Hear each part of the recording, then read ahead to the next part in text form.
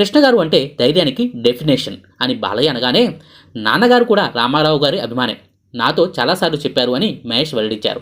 అదే సమయంలో అల్లూరి సీతారామరాజు సినిమా వివాదం గురించి బాలయ్య ఓ ప్రశ్నను మొహమాటం లేకుండా అడిగారు.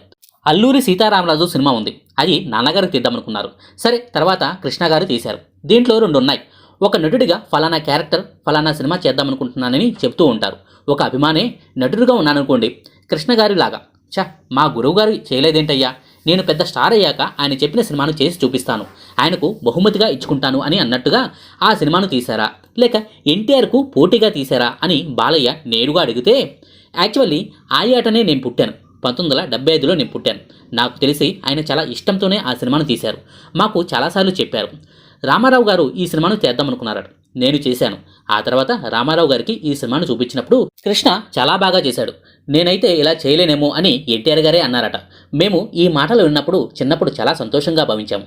దీనివల్ల అల్లూరి సీతారామరాజు అనే సినిమా నాకు బైబిల్లాగా మిగిలిపోయింది అని మహేష్ చెప్పుకొచ్చాడు. చిన్నప్పుడు నాకు నటన నేర్పింది నాన్నగారే, లైఫ్లో నా అంత లక్కీయెస్ట్ పర్సన్ ఎవరూ ఉండరు అని మహేష్ చెప్పుకొచ్చాడు. నా భార్య విషయంలో కూడా నేను చాలా లక్కీ, అన్ని పనులు తనే చేస్తుంది.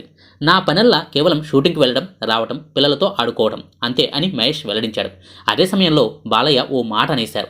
ఒక్క విషయంలో నీ మీద కోపం, పొద్దున లేస్తే ముఖాలు చూసుకుంటాం, కనీసం పెళ్ళికి కూడా పిలవలేదు, వెకేషన్ అని చెప్పి పెళ్లి చేసుకున్నావు, ఏంటంత సీక్రెట్ అని బాలయ్య సరదాగా అడిగితే, 15 ఏళ్ల క్రితం ఇది జరిగింది. బేసిక్గా ఆ సమయంలో ఏంటంటే నాన్నగారిని ఒప్పించాలి. మా నాన్నగారికి మొదట చెప్పాను. నేను ఈ విషయం చెప్పగానే నాన్న సింపుల్గా ఒప్పుకోలేదు. నువ్వు ష్యూర్నా అని అడిగారు. ఒక్కసారి కలవండి అని అన్నాను. సరే అని కలిశారు, ఆమెతో మాట్లాడారు. ఆయనకు కూడా ఓకే అనిపించింది. ఇక అలా అనగానే మిగిలిన వాళ్ళను పిలవకుండానే ప్రైవేట్గా పెళ్లి జరిగిపోయింది. ఏదైతేనే ఇప్పుడు అంతా హ్యాపీ అని మహేష్ చెప్పుకొచ్చాడు.